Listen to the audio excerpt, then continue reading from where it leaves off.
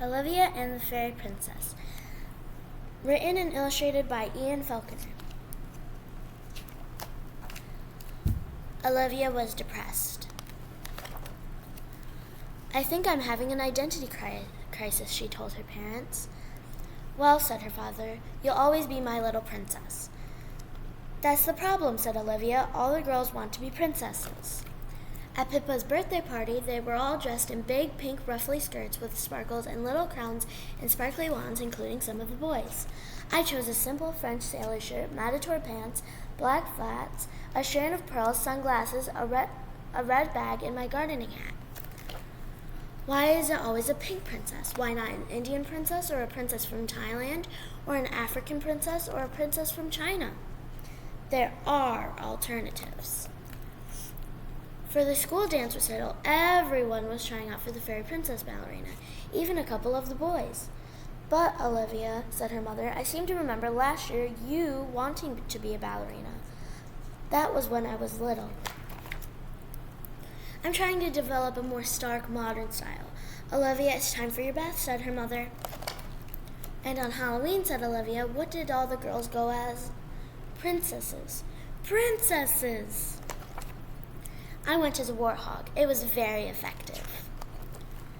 "If everyone's a princess, then princesses aren't special anymore," said Olivia. "Why do they all want to be the same?"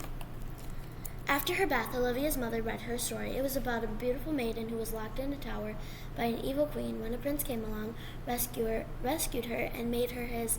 "Not his princess!" cried Olivia. "Fine," said her mother, who was tiring of this discussion. "I'll read you the story of the little match girl. Once there was a little girl who was forced to sell matches barefoot in the snow.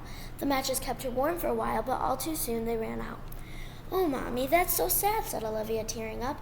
"I may not want to be a princess, but I wouldn't want to be freezing in the snow." Her mother said, "Well, I want you to be asleep in 5 minutes.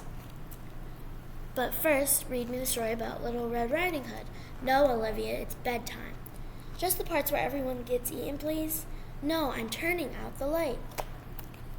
Olivia lay in the dark, trying to sleep, but her brain wouldn't let her. "Maybe I could be a nurse and devote myself to the sick and elderly. I could use my brothers to practice bandaging and various other treatments. Or maybe adopt orphans from all over the world. Or I could be a reporter and expose corporate malfeasance." Then it occurred to her. "I know. I want to be a queen." The end.